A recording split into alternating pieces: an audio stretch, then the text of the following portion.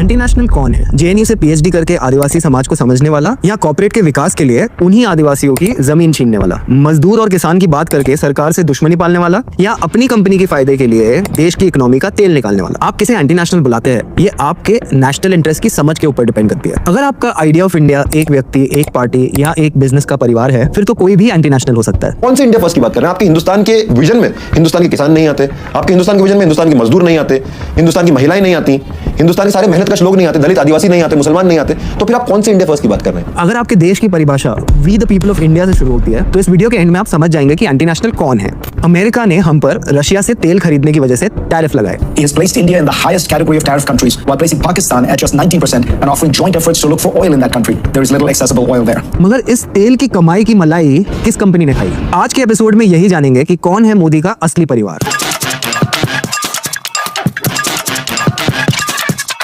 आज भी जियोपॉलिटिक्स और क्रोनी कैपिटलिज्म का खेल तेल के बिना अधूरा है, और इस खेल का बड़ा खिलाड़ी है The President of the United States of America, Mr. Donald Trump. Trump के लिए हमने क्या कुछ नहीं किया। दिल्ली में हिंदू सेना ने ट्रंप का बर्थडे मनाया और उसकी लंबी उम्र के लिए हवन भी कराया।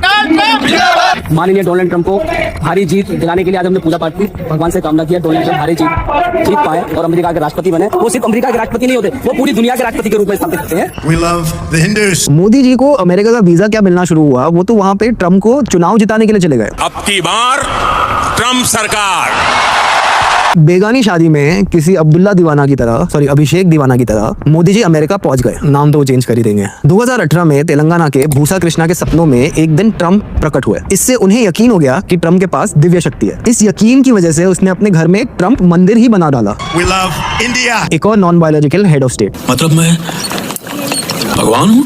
2019 में इंडिया पाकिस्तान के जो वर्ल्ड कप मैच में इंडिया जीत गई और भूसा कृष्णा का प्रेडिक्शन सही निकला, तो उसका यकीन और पक्का हो गया कि ट्रंप ने ही इंडिया को जिताया है। I want to thank me for believing in me. और जब इंडिया पाकिस्तान की असली लड़ाई हुई तो ट्रंप ने ट्वीट करके वॉर रुकवा दी। हमारी बेइज्जती करते हुए ट्रंप ने ये भी कह दिया कि किसी दिन हमें पाकिस्तान से तेल खरीदना पड़ सकता है। BRICS, which is basically a group of countries that are anti the United States, and India is a member of that, if you can believe it. और उसके बाद हमारी इकोनॉमी को डेड इकोनॉमी बताते हुए हम पर 50% टैरिफ लगा दिया। ना ही प्रधानमंत्री की 56 इंच की छाती काम आई, ना ही हमारे विदेश मंत्री के laser eyes. And where was the U.S. in this process?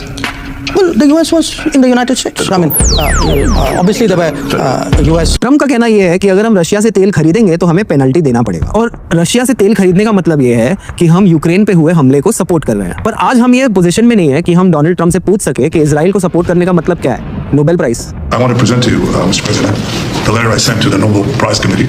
Benjamin Netanyahu nominating Donald Trump for the Nobel Peace Prize. Well, thank you very much. World leaders जब गली के गुंडों जैसा बिहेव करेंगे तो डिप्लोमेसी तो जाए।